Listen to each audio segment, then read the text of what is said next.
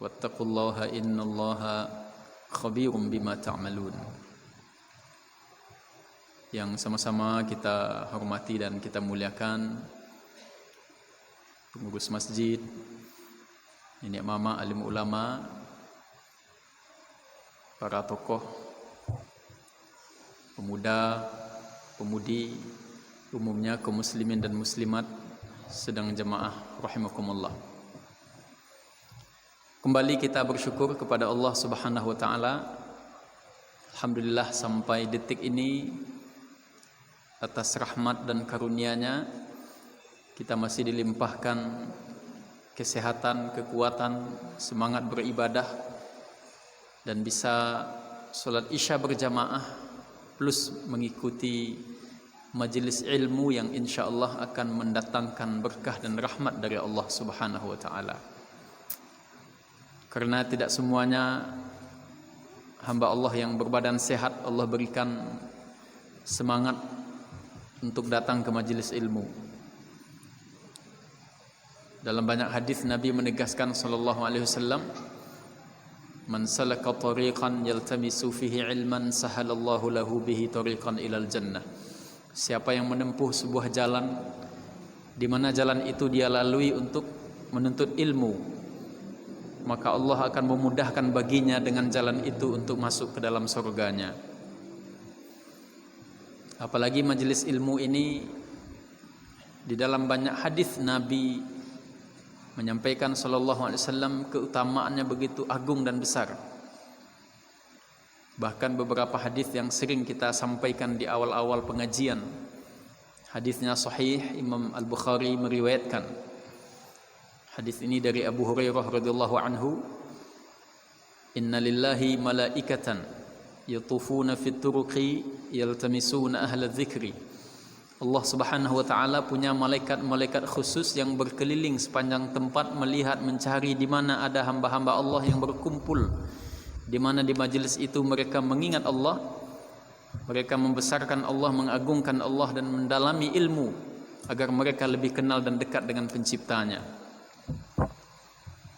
Fa idza wajaduhum, apabila malaikat itu melihat menemukan hamba-hamba Allah menuju tempat-tempat majelis ilmu tadi, lalu para malaikat mengatakan, "Halummu ila hajatikum." Tapi kita tidak melihat, kita tidak menyaksikan, dan kita juga tidak mendengar bagaimana bahagia para malaikat melihat langkah-langkah kita menuju majelis ilmu. Kalaulah manusia melihat, kalaulah orang Islam menyaksikan peristiwa ini, maka setiap majelis ilmu di Masjid Raya ini pasti akan membludak jumlahnya. Di ujung hadis itu kata Rasulullah SAW, Allah bersaksi demi para malaikatnya, "Ushhidukum malaikati," aku bersaksi demi kalian wahai para malaikatku, "bi anni qad ghafartu lahum jami'a," aku telah ampuni dosa-dosa hambaku yang hadir di majelis zikir atau majelis ilmu tersebut. Begitu agung, begitu besarnya sebuah acara yang diangkat oleh pengurus masjid menyuguhkan kepada para jamaah sebuah majelis ilmu yang mungkin itu hanya sekali sepekan, ada yang sekali sebulan. Kita tinggal menghadiri. Ketika kita ikhlas hadir di sebuah majelis ilmu, la yashqa minhu jalisuhum, kita tidak menyakiti orang yang duduk kiri dan kanan kita, pulang dari majelis ilmu itu insya Allah Allah mengampuni dosa-dosa kita. Allahu Akbar.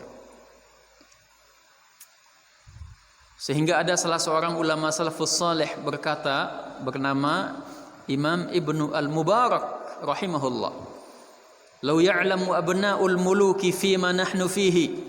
Kalaulah seandainya anak-anak para raja mengetahui apa situasi yang kita berada, di tengah-tengah mencari ilmu, di tengah suasana manisnya beribadah kepada Allah, kalaulah anak-anak penguasa itu tahu indahnya majelis ilmu, indahnya berjuang di jalan Allah, lasalatuna bisuyufihim, niscaya mereka akan mencincang-cincang, mencambuk kita dengan pedang-pedang mereka untuk merebut kenikmatan yang ada di dalam hamba-hamba Allah yang tengah mengikuti sebuah majelis ilmu. Allahu Akbar. Kita berselawat kepada Rasulullah, suri teladan kita, Nabi besar Muhammad sallallahu alaihi wasallam. Allahumma salli ala Muhammad wa ala alihi wa sahbihi ajma'in. Tadi kita telah melewati sebuah hari yang paling mulia di sisi Allah, yaitu hari Jumat. Salah satu sunnah yang dianjurkan oleh Rasulullah sallallahu alaihi wasallam di hari Jumat, selain membaca surat Al-Kahfi, memperbanyak selawat kepada Rasulullah sallallahu alaihi wasallam. Satu-satunya ayat di mana sebuah perintah dan ajakan, perintah itu dimulai dulu oleh Allah Subhanahu wa taala dan para malaikatnya. Dan juga satu-satunya ayat ajakan kepada orang beriman diletakkan di tengah-tengah ayat ini tentang perintah bersolawat. Innallaha wa malaikatahu, sesungguhnya Allah dan seluruh para malaikatnya yusalluna 'alan nabi. Ayat ini ditegaskan oleh para ulama tafsir, sigatnya adalah fi'lun mudhari', menunjukkan Allah dan para malaikat tidak pernah berhenti bersolawat kepada Nabi sallallahu alaihi wasallam. Barulah setelah Allah memulai dan para malaikatnya bersolawat kepada Nabi sallallahu alaihi wasallam, diajaklah orang-orang beriman, ya ayyuhallazina amanu, wahai orang beriman, sallu alaihi, bersolawatlah engkau kepadanya. Kalau perintah-perintah yang lain, ya ayyuhallazina amanunya di awal, ya ayyuhallazina amanu kutiba alaikumusiyam, hai orang beriman diwajibkan atas kalian berpuasa. Ya ayyuhallazina amanu kutiba alaikumu alqisas. Banyak lagi ayat-ayat yang lain, ya ayyuhallazina amanu aufu bil uqud, ya ayyuhallazina amanu taqullaha wa kunu ma'as sadiqin, ya ayyuhallazina amanu taqullaha wal tanzur nafsum ma qaddamat lighad. Tetapi ayat yang mengajak tentang perintah bersolawat dimulai oleh Allah dan para malaikat, baru di tengah-tengahnya ya ayyuhallazina amanu. Sehingga Imam An-Nawawi rahimahullah dalam kitab beliau yang sangat populer Riyadhus Shalihin sengaja mengumpulkan bab khusus tentang keutamaan bersolawat kepada Nabi sallallahu alaihi wasallam. Bagi sebahagian kita mungkin biasa-biasa saja mengucapkan Allahumma salli ala Muhammad atau Allahumma salli ala Sayyidina Muhammad. Tetapi bagi mereka yang memahami keutamaan solawat, solawat kepada Rasulullah sallallahu alaihi wasallam merupakan salah satu bukti cintanya seorang umat kepada Rasulullah sallallahu alaihi wasallam. Dalam banyak hadis Nabi menyebutkan keutamaan-keutamaan solawat, di antaranya hadis Sahih Muslim dari Abdullah bin Amr bin Al-As radhiyallahu anhuma, qala Rasulullah sallallahu alaihi wasallam, man shalla alayya salatan, siapa di antara umatku bersolawat kepadaku salatan, satu kali solawat, sallallahu, maka Allah akan bersolawat kepadanya 10 kali lipat. Subhanallah. Bahkan dalam riwayat yang lain Nabi sallallahu alaihi wasallam menyebutkan juga dalam kitab Riyadhus Shalihin, ma min ahadin yusallimu alayya, tidaklah seorang pun umatku yang mengirimkan salam kepadaku, illa raddallahu ruhi ila jasadil an arudda alaihi salam au kama fil hadis, melainkan Allah akan mengembalikan ruhku ke dalam jasadku untuk menjawab salam dari mereka. Para sahabat bertanya, bukankah engkau ya Rasulullah telah wafat lalu jasadmu tidak ada? Maka Nabi menegaskan di ujung hadis ini, innal arda la ta'kulu ajsadal anbiya, sesungguhnya bumi dan tanah ini tidak akan ada merusak, memakan jasad para nabi.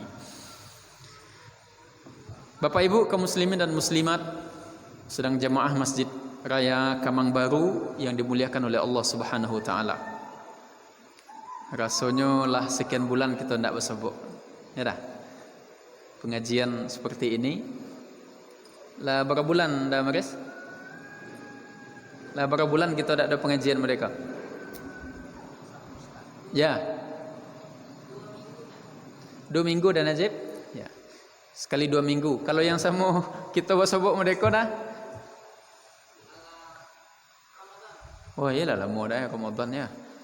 Dah lewat lu puasa Syawal mana? Puasa hari Arafah ya kan?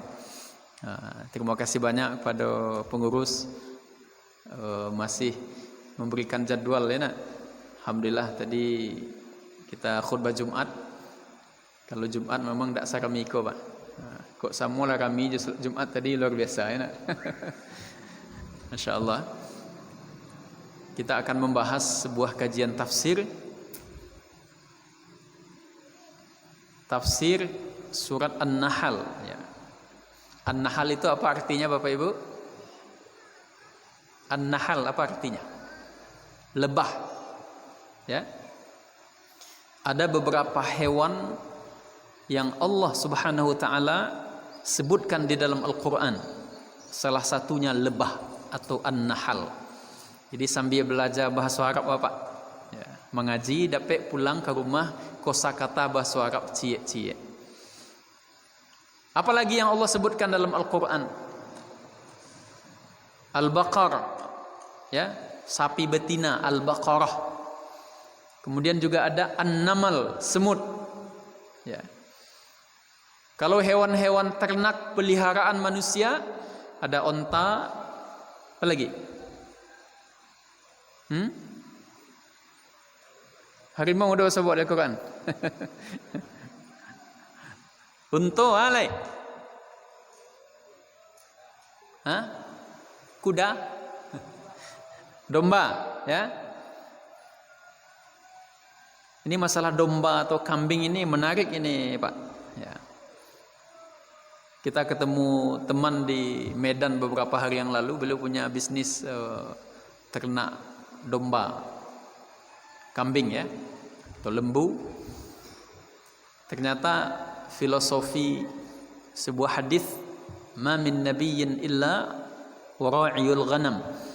Tidaklah seorang nabi pun yang Allah utus ke muka bumi melainkan pernah mengembala kambing. Kenapa kambing? Salah satunya kambing itu salah satu jenis hewan yang lemah ya. Maka pemimpin para nabi dan rasul dibentuk sejak kecil sebelum diangkat menjadi rasul, peduli prihatin kepada makhluk yang juga paling lemah.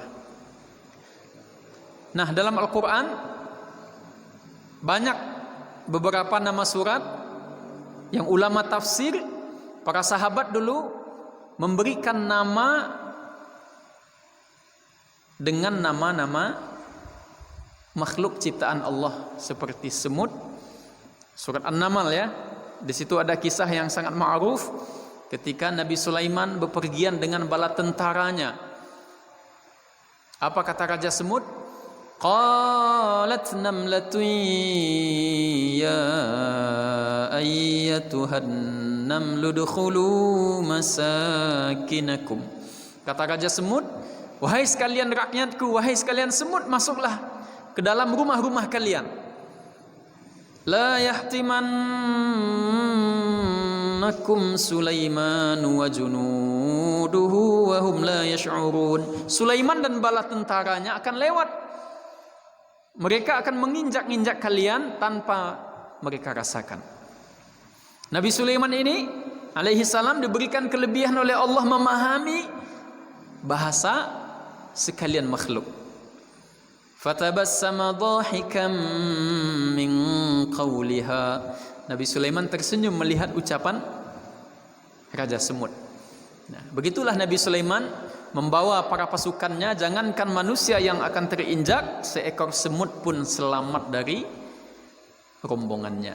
Subhanallah. Kemudian juga ada nama surat Al-Baqarah. Ini kisah Nabi Musa dengan Bani Israel. Allah perintahkan ya dalam surat Al-Baqarah juz 1 itu, Bani Israel mencari seekor sapi betina, tetapi pertanyaannya sangat banyak. Sapi betina seperti apa? Warnanya apa?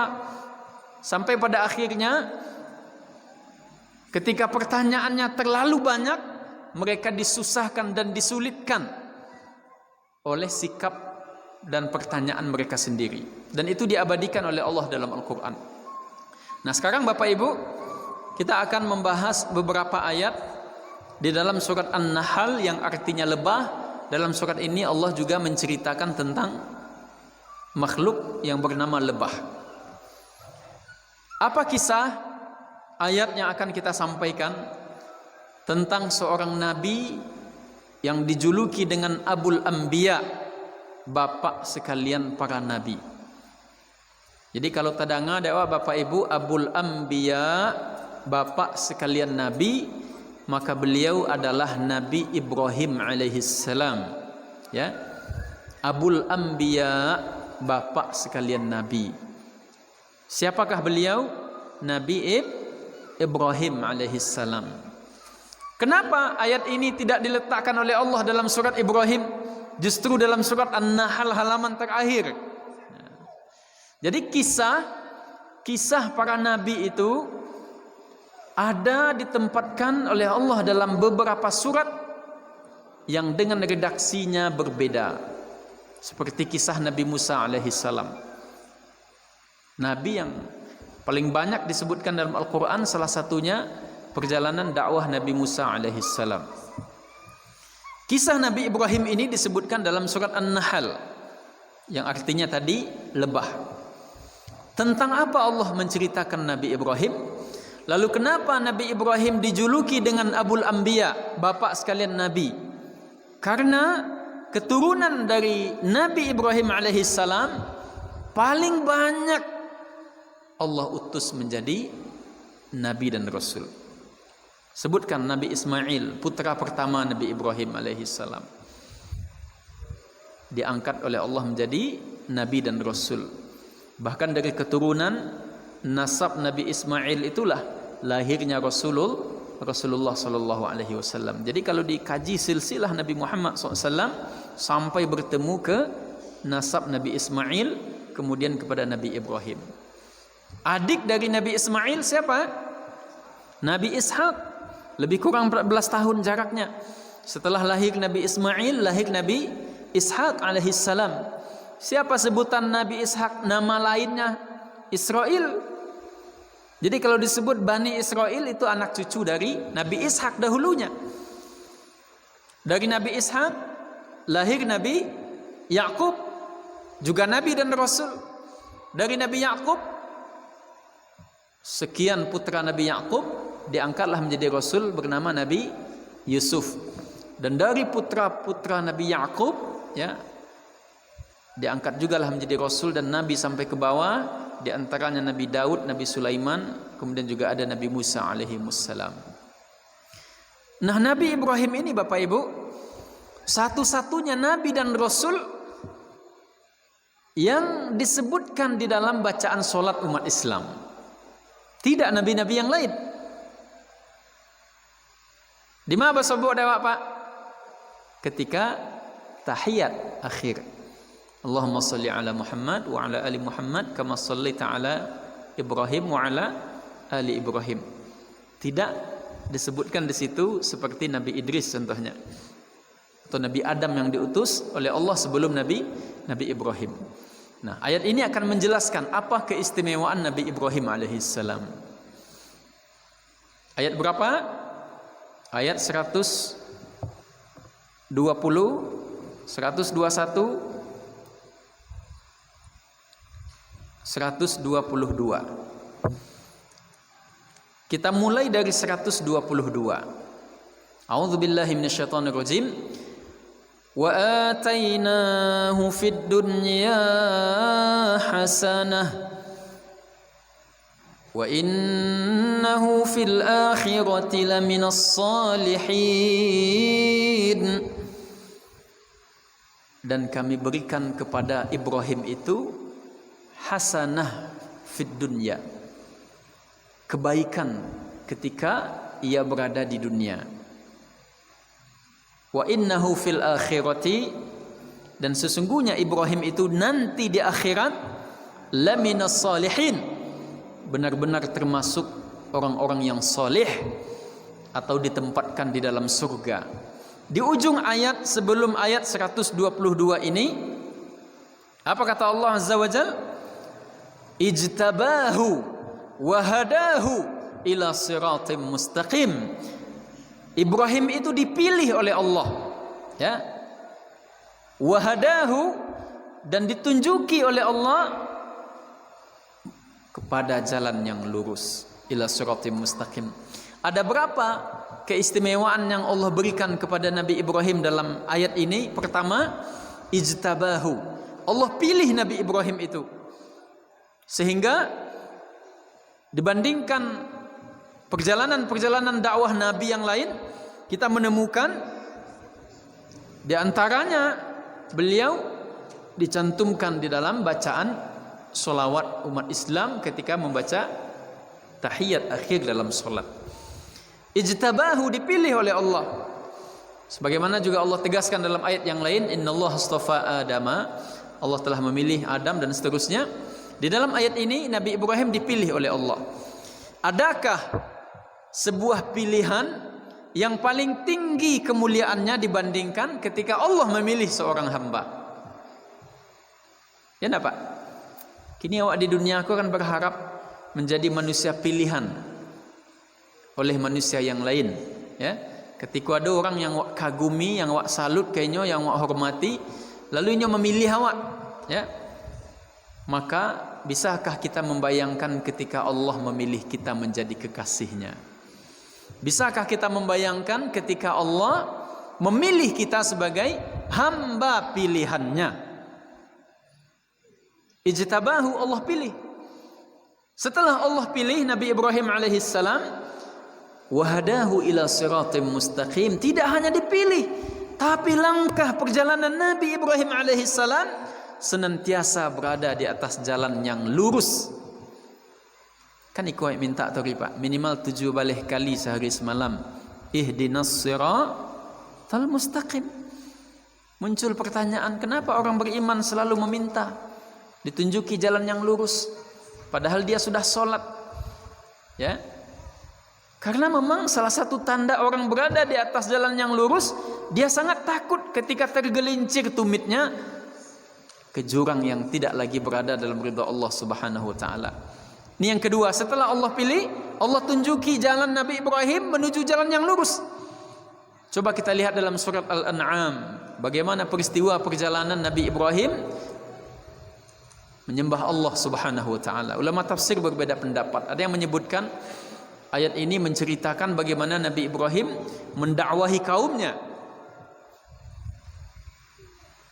Suatu malam Nabi Ibrahim melihat bintang gemintang berkedip bercahaya di atas langit.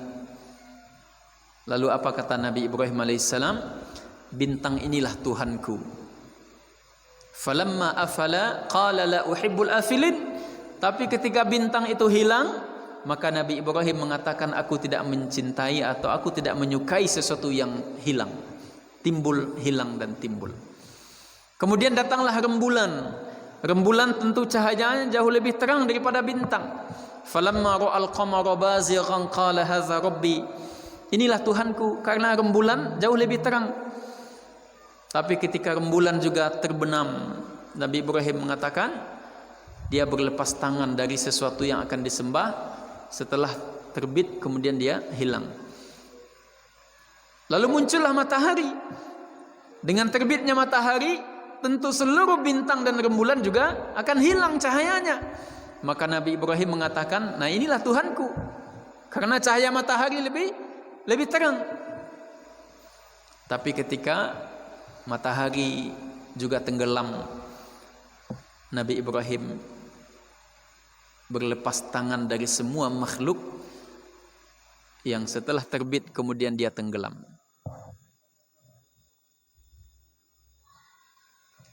Lanjut Pak ya.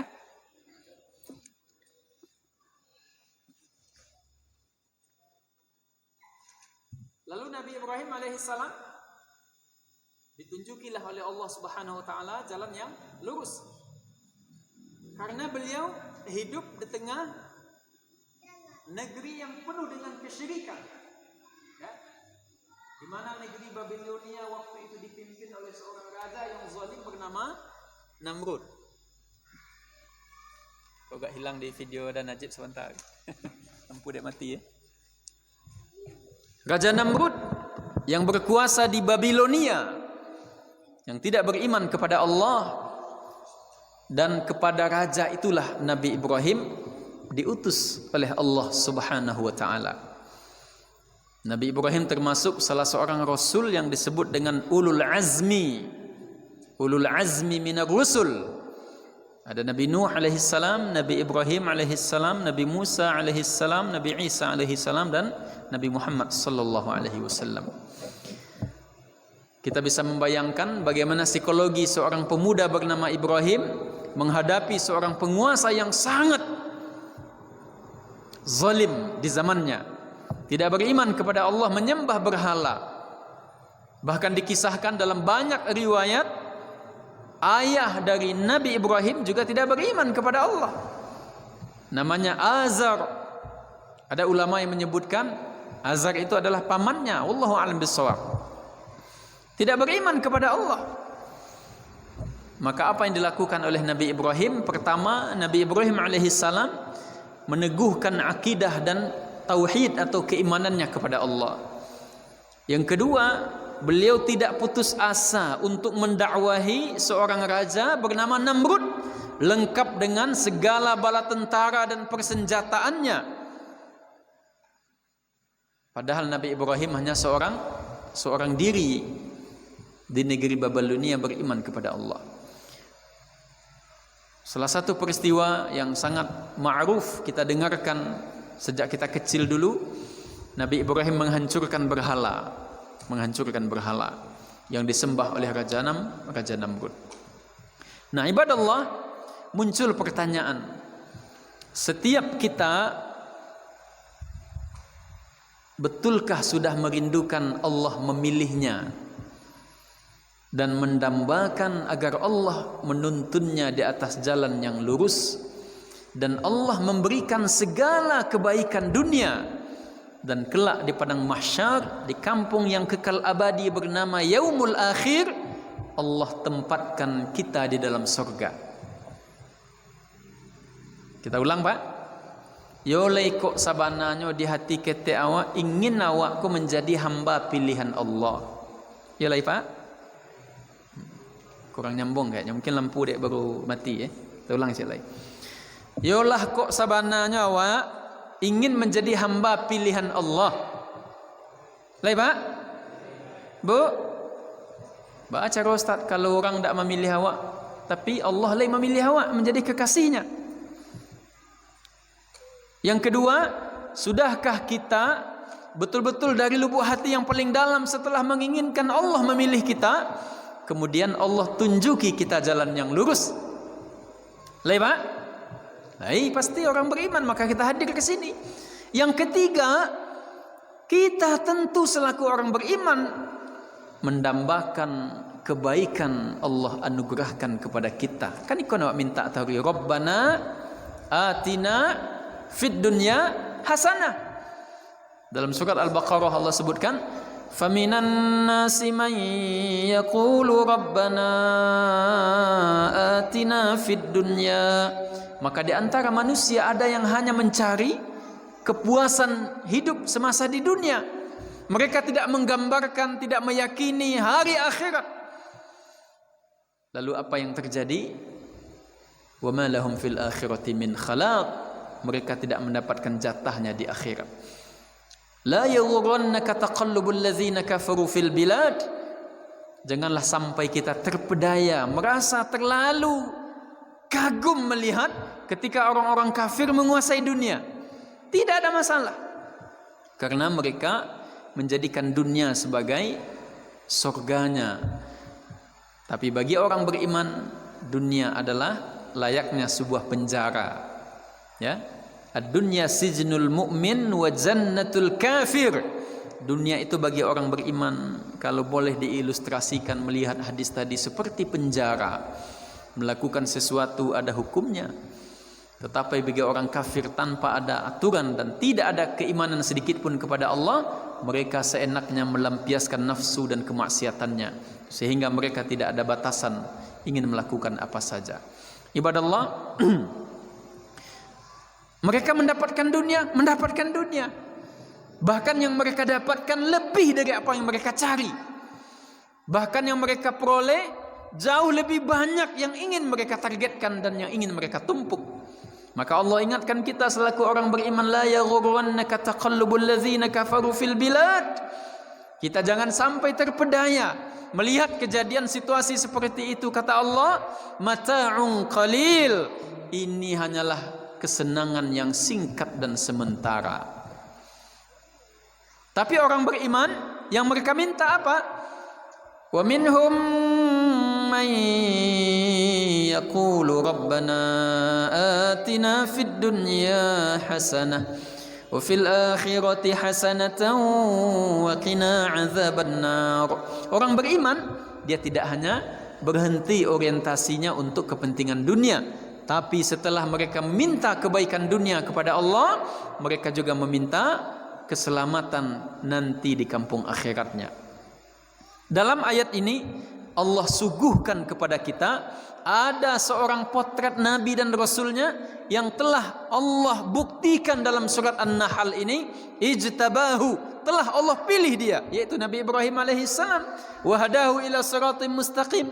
Setelah Allah pilih Nabi Ibrahim, Allah tunjuki jalan yang lurus. Yang ketiga, wa atainahu fid dunya hasanah. Allah berikan kebaikan dunia kepada Nabi Ibrahim. Wa innahu fil akhirati laminas salihin. Di akhirat Nabi Ibrahim tentu Allah tempatkan di dalam surganya bersama orang-orang yang soleh. Ayat ini ibadallah juga menjadi impian setiap orang beriman. Orang beriman yang benar dalam keimanannya tentu mendambakan agar Allah memilih dia menjadi kekasih-kekasihnya. Sehingga orang beriman melantunkan doa kepada Allah, Allahumma inni as'aluka hubbak. Ya Allah, aku memohon kepadamu hubbak, cintamu ya Allah. Wa hubba man yuhibbuk, dan cinta orang yang mencintaimu ya Allah. Wa hubba amalin yuqarribuni ila hubbik, dan mencintai suatu amalan di mana amal itu akan mengantarkan aku kepada cintamu ya Allah. Di ayat sebelum ayat yang kita bacakan tadi Bapak Ibu, tentu ada perjalanan yang telah dilalui oleh Nabi Ibrahim, sehingga Nabi Ibrahim dipilih oleh Allah, ditunjuki jalan yang lurus, diberikan kebaikan dunia dan dimasukkan ke dalam surga. Pertama kelebihan Nabi Ibrahim, dalam ayat 120 Allah sebutkan, inna Ibrahim kana ummah. Kau yang pertama Pak? Sesungguhnya Ibrahim itu kata Allah ummah. Ummah di sini maksudnya adalah figur teladan, tidak hanya di zamannya, bahkan teladan untuk umat-umat yang datang setelahnya sampai akhir zaman. Ulama tafsir yang lain juga menyebutkan ummah dalam ayat ini begitu agung dan mulianya figur seorang Ibrahim, seakan-akan sama kekuatannya dengan umat yang begitu banyak jumlahnya. Kuncinya apa? Pertama, Nabi Ibrahim memiliki sifat perjalanan memori kehidupan, histori, sejarah yang semuanya penuh dengan suri keteladanan. Kau yang pertama Pak? Apa kelebihan keistimewaan Nabi Ibrahim? Kenapa Allah pilih? Allah tunjuki jalan yang lurus, Allah berikan kebaikan dunia dan Allah masukkan ke dalam surga. Karena akhlak kepribadian Nabi Ibrahim penuh dengan cerminan kebaikan dan keteladanan. Pertanyaannya Bapak Ibu, ketika kita berada di rumah kita, sudahkah kita menjadi teladan yang baik di mata anak-anak kita? Ketika kita berada di sekolah, kenapa anak-anak didik begitu sulit dan susah untuk kita bentuk?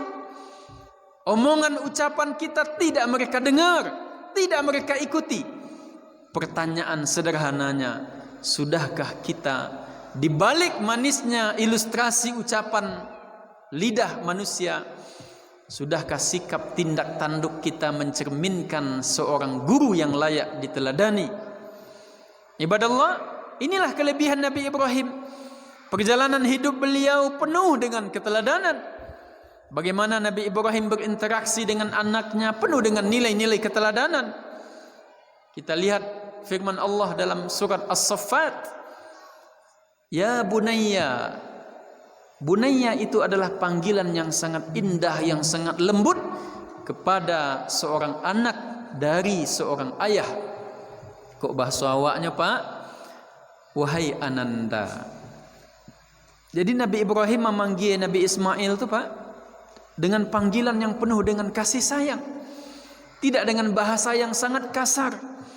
Nabi Ibrahim di tengah keluarga adalah figur seorang ayah dan kepala rumah tangga yang menjadi teladan bagi istri dan anak-anaknya. Nabi Ibrahim di tengah masyarakat, di tengah umat, juga pribadi yang penuh dengan keteladanan. Salah satu keteladanan yang diwariskan oleh Allah kepada umat Rasulullah sallallahu alaihi wasallam yaitu keteladanan dalam berkorban. Bagaimana Nabi Ibrahim memilih cinta kepada Allah Subhanahu wa taala. Bayangkan Nabi Ibrahim alaihi salam berumur 80 tahun lebih juga belum Allah anugerahkan seorang anak, padahal beliau selalu memanjatkan doanya kepada Allah, Rabbi habli minas salihin, ya Allah anugerahkan aku keturunan yang soleh. Setelah di usia lebih 80 tahun dari seorang istri bernama Siti Hajar alaihissalam, Allah anugerahkan Nabi Ibrahim seorang putra bernama Ismail alaihissalam. Falamma balagha ma'ahu sa'ya, ketika putra kesayangan pertama ini tumbuh, Nabi Ibrahim diuji oleh Allah untuk menyembelih anaknya. Peristiwa ini penuh dengan nilai-nilai keteladanan.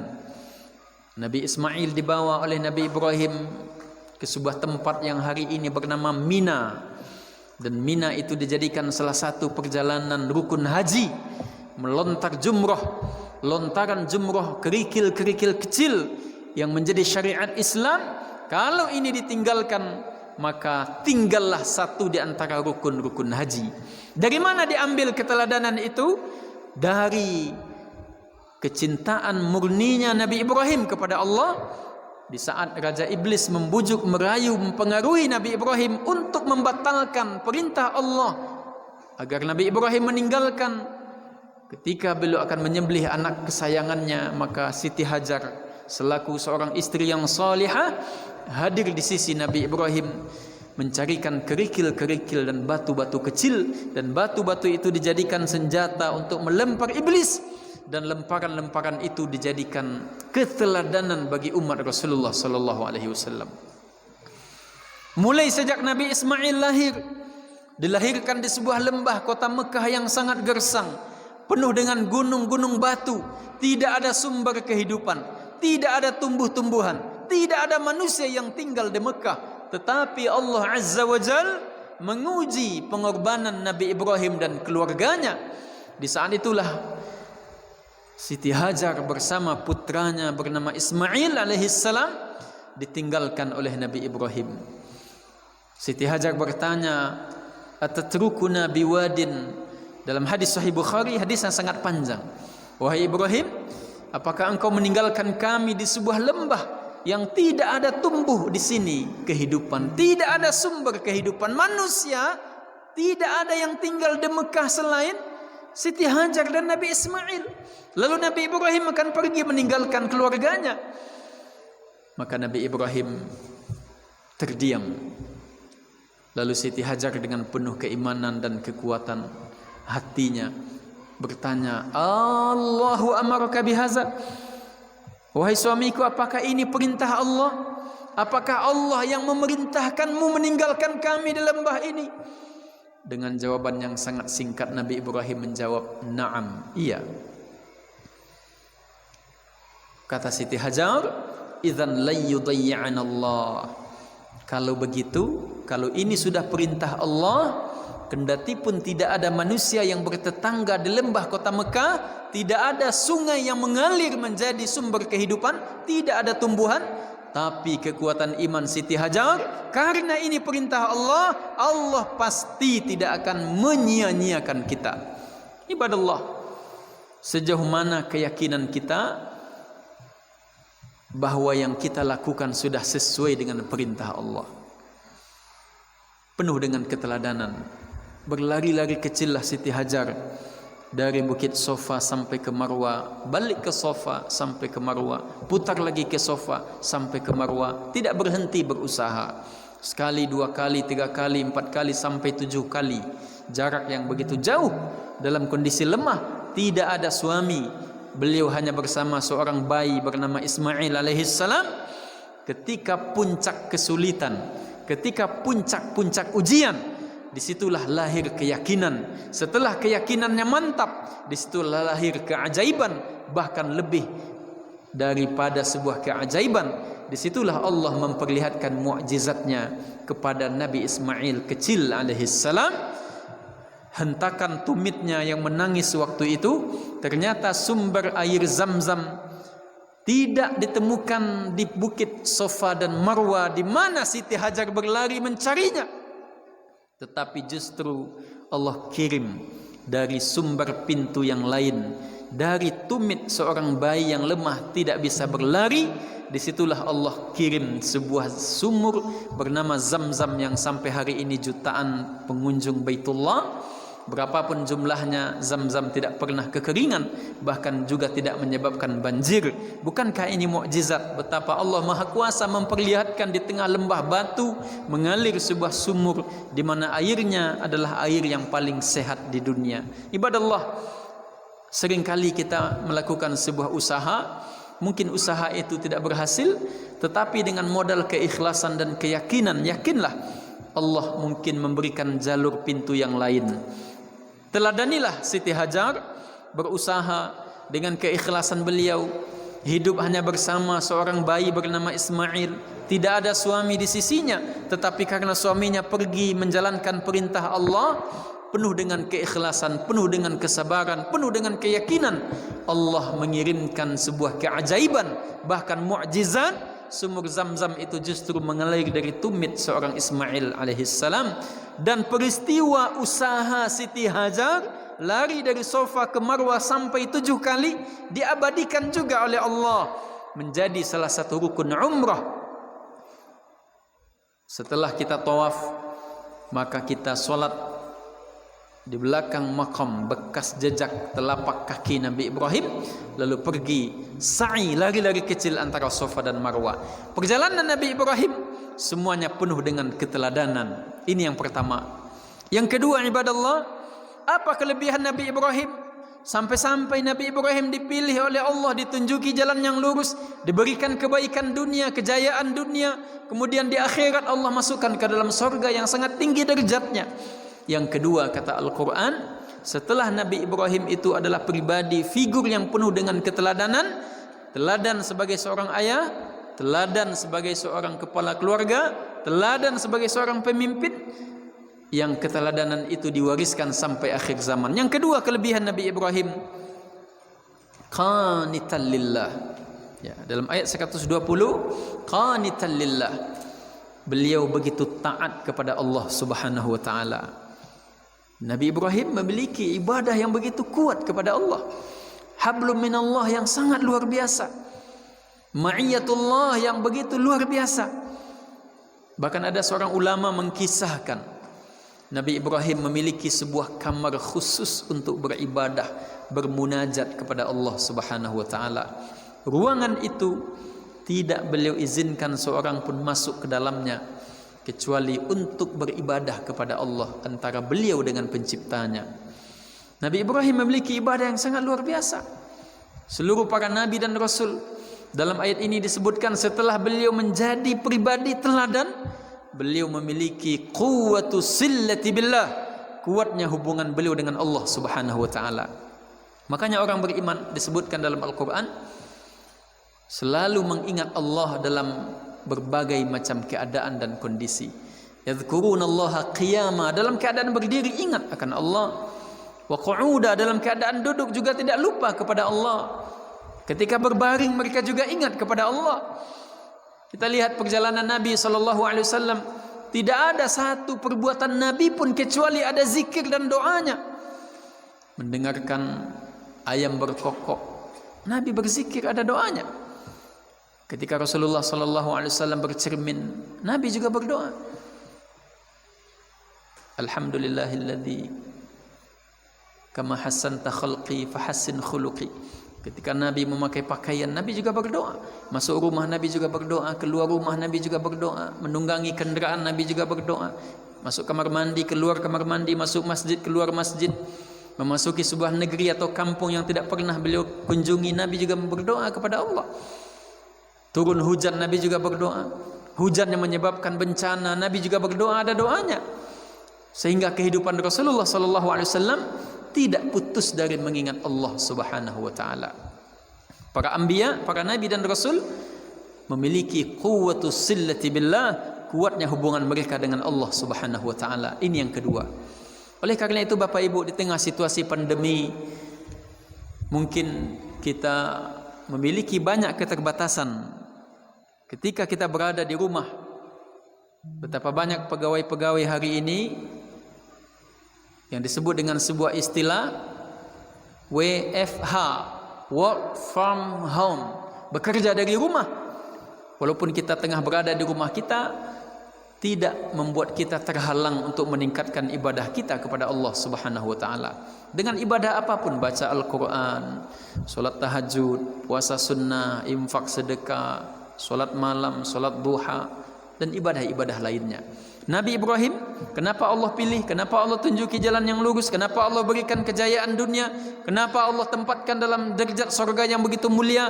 Yang kedua, kata Al-Quran, qanitan lillah, beliau memiliki stok ibadah yang sangat luar biasa. Yang ketiga, ibadah Allah, kelebihan Nabi Ibrahim dalam ayat ini, hanifa.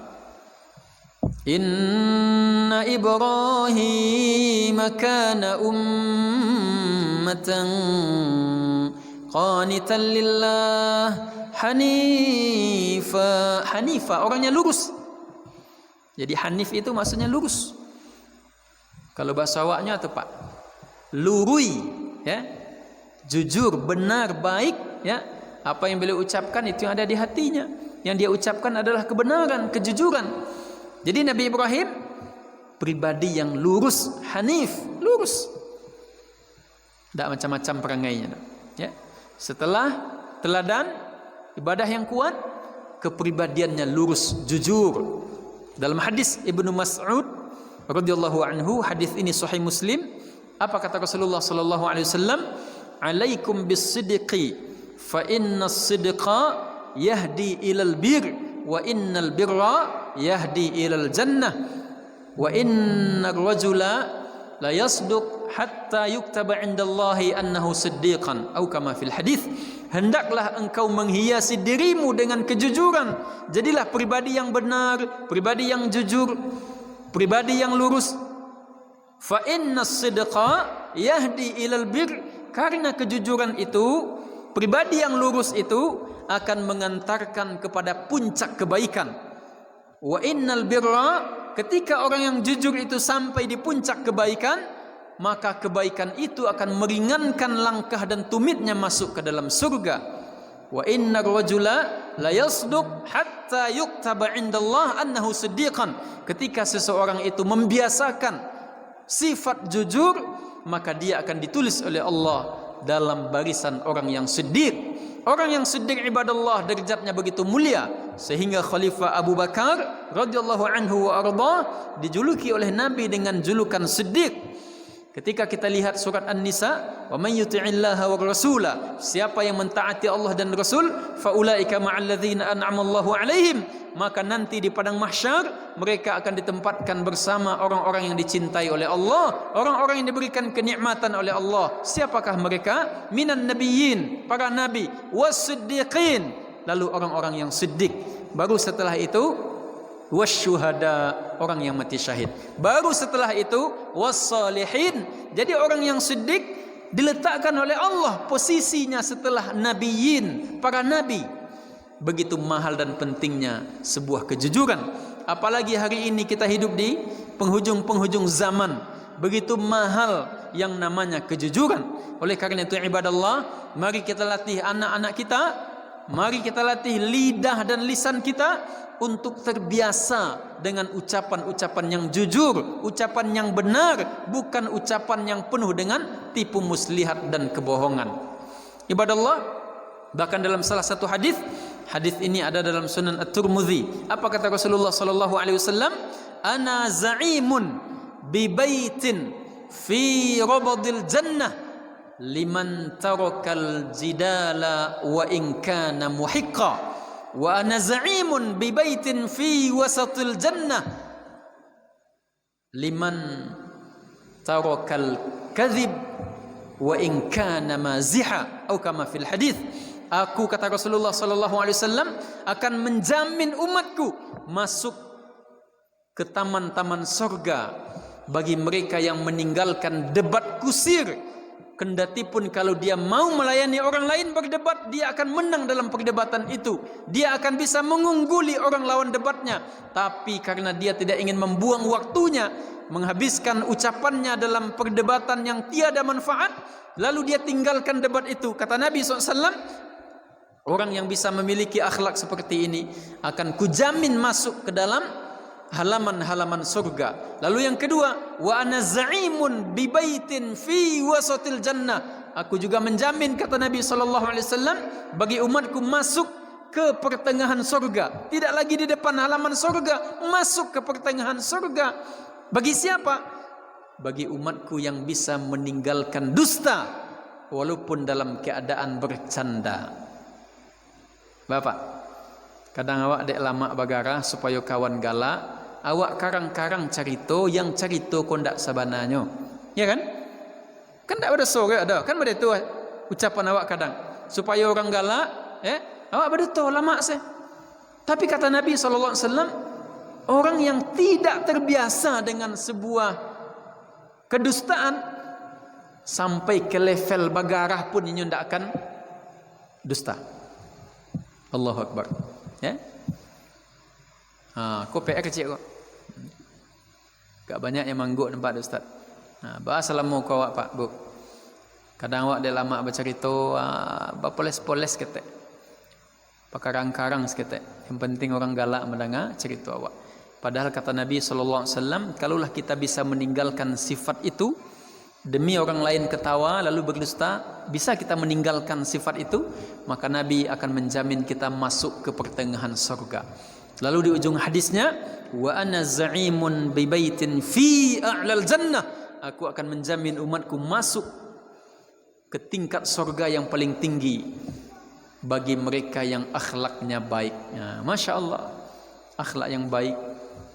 Bahkan dalam hadis yang lain Nabi menyebutkan, ternyata yang menyebabkan umatku banyak masuk surga adalah akhlak yang baik. Jadi Nabi Ibrahim orangnya lurus. Orangnya lurus. Lah berapa?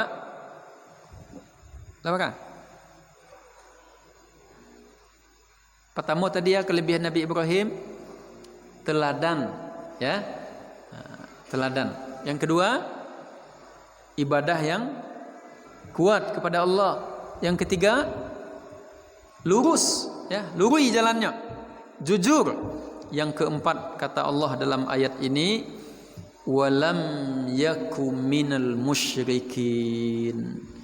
Nabi Ibrahim alaihissalam tidak terjangkit sehelai benang kesyirikan pun.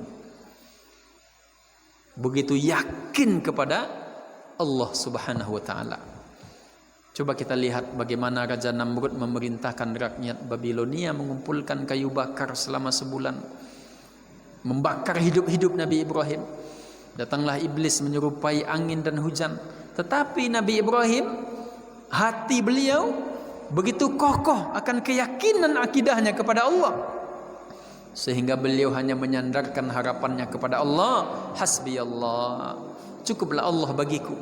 Api yang begitu panas, kobarannya begitu dahsyat dan besar, atas perintah Allah karena keyakinannya yang kuat. Qulna ya naru kuni bardan wa salaman ala Ibrahim. Api itu mendatangkan kesejukan dan keselamatan kepada Nabi Ibrahim. Yang kelima, syakiran li an'umih. Nabi Ibrahim selalu mensyukuri nikmat yang Allah berikan. Di tengah situasi pandemi, Bapak Ibu, semuanya kita mungkin terdampak dengan sebuah ujian. Mulai dari ujian fisik, kesehatan mulai terganggu. Kesehatan keluarga, kesehatan orang tua, kesehatan tetangga, kesehatan saudara. Ekonomi, apalagi kita tengah diuji oleh Allah Subhanahu wa taala. Betapa banyak pengusaha-pengusaha kelas kakap, pusat-pusat kota disebabkan adanya wabah corona usaha-usaha mereka lumpuh. Kita diuji oleh Allah. Tetapi di tengah beratnya ujian, di tengah himpitan ujian, apa yang mesti lahir dari hati kita, apa yang mesti lahir dari ucapan lidah kita? Syakiran li an'umih. Jangan sampai putus dari mensyukuri nikmat Allah Subhanahu wa taala.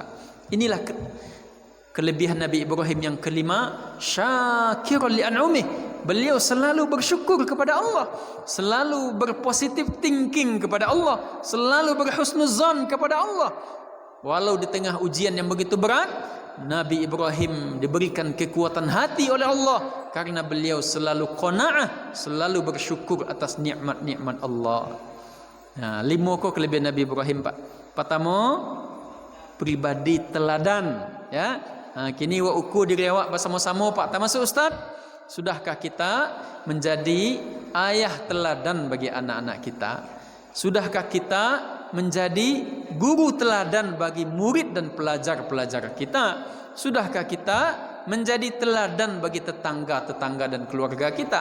Yang kedua, qanitan lillah, ibadah yang begitu kuat kepada Allah. Kita evaluasi solat kita, kita evaluasi tahajud kita, kita evaluasi kitab suci kita. Sudah berapa lama Al-Quran tidak kita baca? Sudah berapa lama Al-Quran tidak kita khatamkan? Kita evaluasi tabungan-tabungan dan rezeki yang Allah titip kepada kita. Sudah berapa lama kita tidak bersedekah? Sudah berapa lama kita tidak berbagi kepada orang lain dan kepada para du'afa dan fakir miskin? Kita evaluasi bacaan-bacaan kita, ilmu yang telah kita ketahui. Sudah berapa lama kita tidak mengamalkannya? Oleh karena itu, milikilah ibadah yang kuat. Yang ketiga, hanifah, menjadi pribadi yang lurus, pribadi yang benar, pribadi yang jujur. Mari kita koreksi, kita evaluasi apa yang telah berlalu dalam kehidupan kita. Pernahkah kita berbohong? Kita beristighfar kepada Allah. Kendati pun dalam suasana bercanda. Orang beriman yang baik dalam suasana bercanda pun dia akan jujur, apalagi dalam perkara serius. Jadi orang beriman dalam perkara bagara rasanya jujur, Pak, apalagi dalam keadaan perkara serius. Jadilah pribadi yang lurus. Yang keempat, walam yaku minal musyrikin. Mari kita jauhi segala sesuatu yang merusak akidah kita. Yang terakhir, yang kelima, jadilah pribadi yang selalu mensyukuri nikmat Allah Subhanahu wa taala. Ketika 5 kelebihan dari sifat Nabi Ibrahim alaihissalam bisa kita teladani, bisa kita ikuti, bisa kita amalkan, bisa kita praktekkan, mudah-mudahan Allah juga memilih kita menjadi para kekasihnya.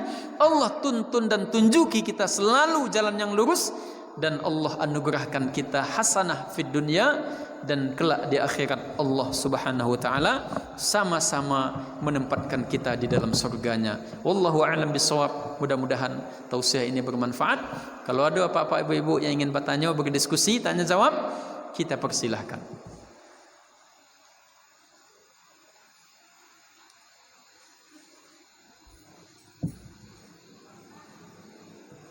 Silakan, Bu.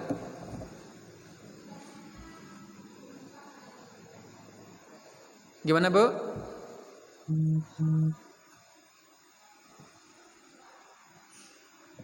Hah? Riba. Hah? Riba, Bu? Oh, riba. Ini banyak nak mirip kau, Bu. Riba, hibah. Kalau dia ada nanti 3 orang pilih hibah. Apalagi dah Najib ni sedang butuh hibah nak gini. Tanah lu selesai le Ustaz cakap Najib. Jadi kalau ada apa-apa piti nak tak pakai di rumah kecik udah tadi sebelum saat khutbah. Kalau di Kamang kau mungkin banyak piti nak tak pakai dah. Jadi dia bebaskan tanah dulu kecik dah Najib. Kau bukan hibah, Bu, ya, ribah, ya. Ya. Jadi kalau kita ada 3 yang mirip ini, ribah, hibah. Pilihlah hibah, ya. Silakan, Bu. Wallahu a'lam.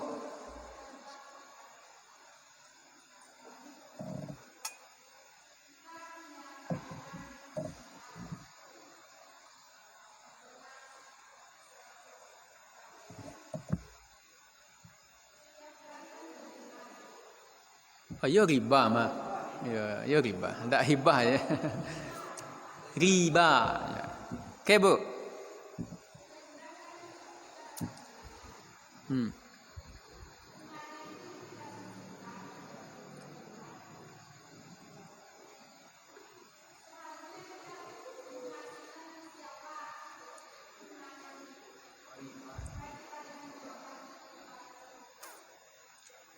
Makan bunga memang nggak boleh Bu ya. Ya. Kecuali bunga pepaya ya, nggak bisa disayur kan. Jadi saran Ustadz Bu, ya berusahalah kita meletakkan uang kita yang murni syariahnya. Ya Bu ya, itu saran Ustadz. Toh kiranya mungkin kita butuh proses transaksi ya. Lalu di situ ada muncul bunganya dari tabungan kita yang kita khawatirkan itu tadi riba. Ya. Ada ulama menyebutkan itu jangan sampai termakan oleh kita atau tasidahkan awak dalam berupa makanan lalu menjadi darah daging orang lain. Tapi kalau yang bersifat benda-benda kareh Bu, ya, untuk beli simin, untuk beli batu, beli kereke, nah, itu ada ulama yang menganjurkan. Wallahu a'lam bishawab. Lah Bu, banyak bunganya Bu. Kalau ada 100 juta tambah ada mah dan aja. Beralih kurangnya dah. Beralih kurangnya tanah kok. Oh 200 lebih. Tapi 200 ribu, kalau 200 ribu selesai langsung ah. Itu sarannya Bu ya. Ya. Jadi kalau akan diberikan, berikan untuk sesuatu yang tidak ada hubungan dengan yang akan dimakan oleh orang menerima. Tapi kalau berupa benda, contoh simin, ya, ada jalan berlubang di situ rusak, atau mungkin untuk sesuatu yang penting tidak ada hubungannya dengan konsumsi makanan lalu menjadi darah daging. Wallahu a'lam. Ada lagi Bapak Ibu? Ibu ada lagi Bu? Tak. Pak, silakan Pak. Jangan payah-payah ada Pak. Nah, Pak, aku payah-payah habis pertanyaan beliau. Kalau payah, mohon dibantu jawab oleh Pak Yai kita Ustaz Imran. Silakan Pak. Waalaikumsalam warahmatullahi wabarakatuh.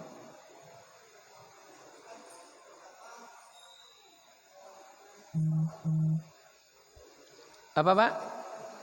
Hah? Bersolawat, ya.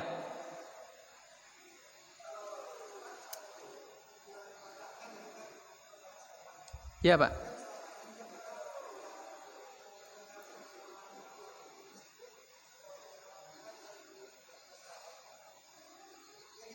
Gimana Pak? Ya, Allahumma sholli ala.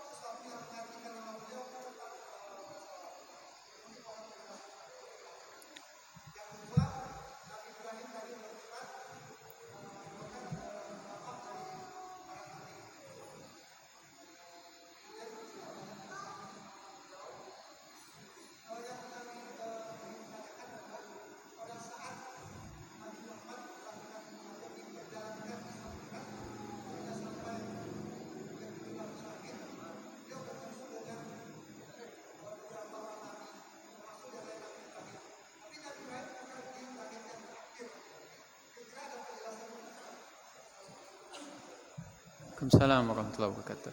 Yang terakhir tadi Bapak diperjalankan? Ya. Ya. Nabi.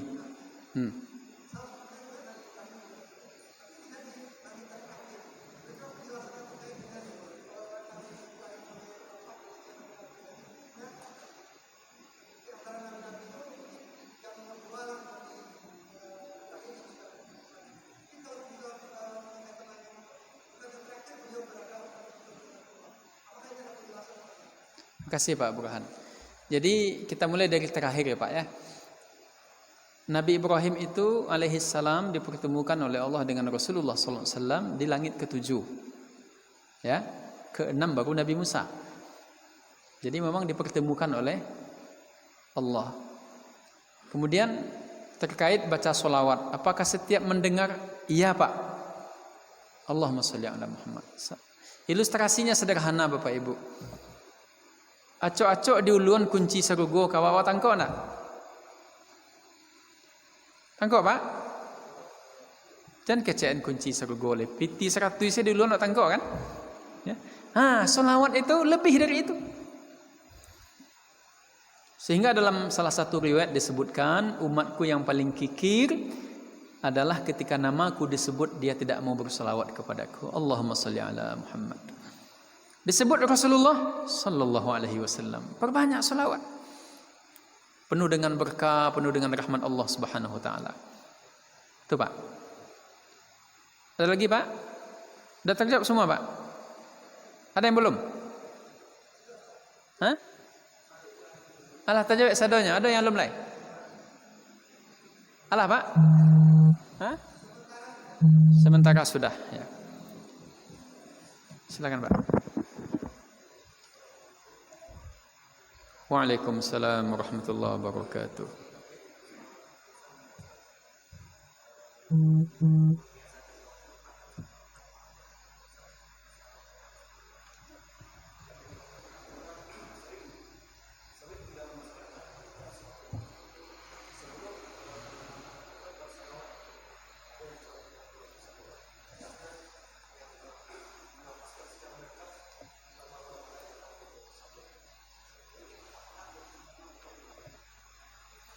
Membaca solawat tidak ada batasannya selama tidak di tempat yang dilarang oleh Allah Subhanahu wa taala.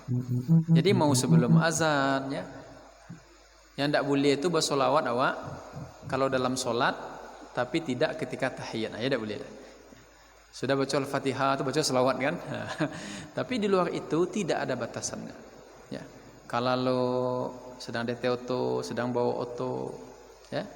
Kemudian sedang duduk-duduk santai baca selawat Allahumma sholli ala sayyidina Muhammad. Apa-apa bagus. Itu mungkin Pak, wallahu a'lam. Ada lagi Bapak Ibu?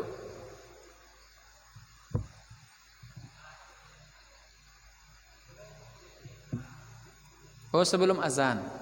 Ya. Mungkin kareh mana yang madoan kamik mungkin ni.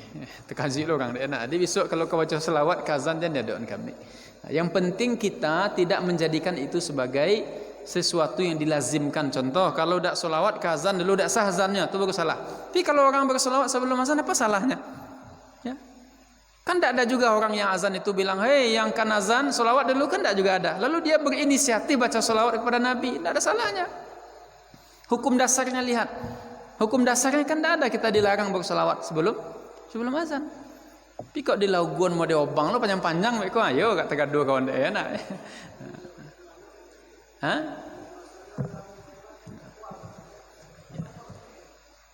Dia pandai-pandai saya kok Pak. Yang pandai-pandai saya. Secara hukum asalnya tidak ada kita dilarang bersolawat sebelum azan, tidak ada. Tapi kok dapet lah masuk waktu solat yo azan leh ha. Jangan solawat jauh. Ini kadang kan dek terlalu panjang solawat lah 2 minit lo azan masuknya dah azan. Ya salah. Afdalu al-a'mal as-salatu ala waqtiha. Salah satu amal yang dicintai Allah solat tepat pada waktunya. Ya. Jadi apa amal yang paling dicintai Allah? Kan banyak versinya. Salah satunya berbakti kepada orang tua, ya. Kemudian solat tepat waktu. Kemudian orang yang paling bermanfaat. Imam Ibnu Qayyim rahimahullah mengatakan, amalan yang paling afdol itu adalah amalan yang paling ikhlas dikerjakan dan amalan yang paling tepat dengan waktu dan keadaannya. Jadi kalau masuk waktu solat, yang paling tepatnya apa? Azan. Kok nak bersolawatnya? Wak? Sebelum itu kita bersolawat. Salahkah orang bersolawat sebelum dia azan? Tidak salah. Wallahu a'lam bishawab. Ada lagi Bapak Ibu?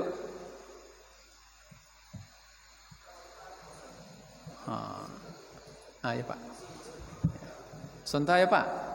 Kita sudahan mana nanti ko dulu ah.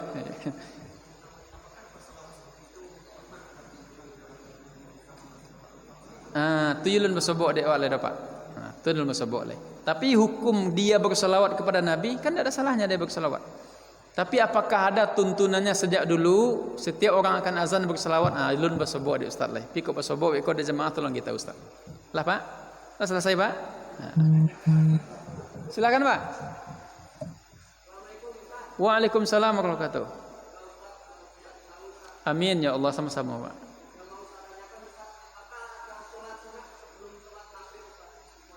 Ya, makasih Pak. Sehat Pak ya? Bapak sehat ya? Alhamdulillah. Tadi doakan Ustaz semoga sehat selalu. Bapak juga semoga sehat selalu. Adakah Nabi melakukan sholat sunnah sebelum maghrib? Ada. Ada Pak. Tapi dia tidak termasuk yang sunnah muakkadah. Ya. Ada dalam hadis Sahih Muslim, man shalla 12 raka'ah banallahu lahu baitan fil jannah kama fil hadis. Jadi yang 12 rakaat itu 2 sebelum subuh, ya, 4 sebelum zuhur, 2 setelah zuhur, 8 tambah 2 setelah maghrib, 2 setelah isya. Tapi yang sebelum maghrib dan sebelum asar itu ada dilakukan Nabi. Bahkan di Arab umumnya masjid-masjid ada sholat sunat sebelum maghrib. Boleh Pak. Oke Pak. Gini-gini ini tak siruk darah Ustaz Pak. Ada lagi Pak, Bu. 3 kali biko-biko tadi. Galak dan takana aja nampak tangan gitu ya. Nyelun lamu mana lah pakai kejadian kan. Kalau kati bolonya cele besok enak. Ada lagi Bu, Pak? Ya, kena. Waalaikumsalam warahmatullahi wabarakatuh. Tentang tahajud Ustaz. Batas waktu untuk tahajud itu kapan? Kan menjelang fajar. Kita kan sering menggunakan kira-kira berapa menit sebelum azan kita boleh tahajud. Misalnya kadang setengah jam sebelum azan orang lagi ngaji SIG kan. Jadi kalau masih mengaji-ngaji orang di masjid, kita boleh tahajud. Bila batinnya sampai masuk waktu subuh. Yang afdalnya tentu di sepertiga malam terakhir. Karena dalam hadis Nabi menyebutkan sallam, yanzilu rabbukum ila sama'id dunya fi kulli thulutsil lail. Sesungguhnya Tuhan kalian turun ke langit dunia setiap sepertiga malam terakhir. Apa kata Allah? Fahal min taibin fa'atubu alaihi. Adakah hambaku yang bertaubat maka aku terima taubatnya. Wahal min mustaghfirin fa'aghfirullah. Adakah hambaku yang beristighfar meminta ampun maka aku ampuni dosanya. Wahal min da'in fa'ajibulah. Adakah hambaku yang berdoa maka aku kabulkan doanya. Kalau tersinta awak 4:30 atau jam 5 kurang separampe alun masuk waktu subuh nak solat tahajud 2 rakaat boleh selama waktu subuh belum masuk. Wallahu a'lam bishawab. Ya dah? Ada pasan Ustaz cik dah. Besok kalau tahajud jangan lupa doa Ustaz sekali. Ada lagi Pak?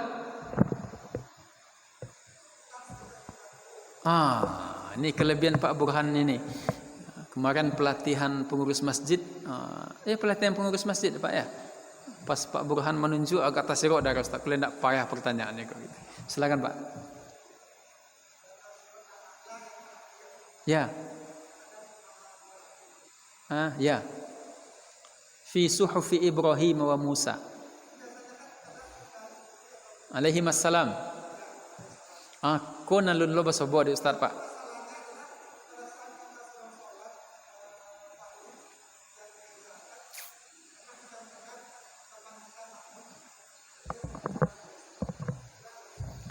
Alun basobo di Ustaz le Pak. Kok dulu basobo dek Pak Burhan tolong kita Ustaz deh. Dek lun basobo maka Ustaz ada baca tu. Kan banyak nama Nabi, dak nama Nabi Musa, Nabi Ibrahim saja yang ada dalam Quran ya nak. Nama Nabi Ismail, nama Nabi Sulaiman, nama Nabi Daud, nama Nabi Yahya, nama Nabi Zakaria, cukup. Nama Nabi Adam ada, nama Nabi Idris ya kan. Tapi kok katibu di ayat iko saja baca alaihi assalam. Alun basobo dek Ustaz le. Di Arab indak lo pernah terdengar ada Pak. Dalam solat kita di Makkah, di Madinah, di Saudi, di Mesir lun basobok lai. Tapi kok basobok dia Pak Burhan biko mambana Ustaz Pak, tolong kirim dalilnya. Deh. Lah Pak. Lah selesai warna ke Pak? Lain tak ada lai. Ko putar sekolah ah. Ada lai Pak? Lah. Pulang oleh nak. Di tengah ada? Bu, ada Bu? Kira yo riba, kira sangko hibah tadi. Baik Bapak Ibu yang dimuliakan oleh Allah Subhanahu wa taala, terima kasih banyak atas kehadiran dan keseriusan kita mengikuti ta'lim pengajian ini. Mudah-mudahan Masjid Raya Kamang Baru semakin megah, semakin menjadi sumber inspirasi dan hidayah bagi umat kita. Alhamdulillah hari ke hari kita lihat kegiatannya semakin makmur. Mudah-mudahan kita menjadi hamba-hamba Allah yang mencintai masjid, yang peduli kepada masjid, yang memakmurkan masjid. Salah satunya dengan menghidupkan kajian-kajian di masjid kita. Aku qauli hadza astaghfirullah li wa lakum. Banyak maaf Bapak Ibu, kalau ada terlantong ke naik, tersinggung ke turun. Yang benar tentu datang dari Allah Subhanahu wa taala. Mudah-mudahan bisa kita bawa pulang menjadi pedoman. Yang salah dari kelemahan Ustaz selaku manusia biasa, mohon maaf lahir dan batin. Subhanaka Allahumma bihamdik, asyhadu an la ilaha illa anta astaghfiruka wa atubu ilaik. Wassalamualaikum warahmatullahi wabarakatuh.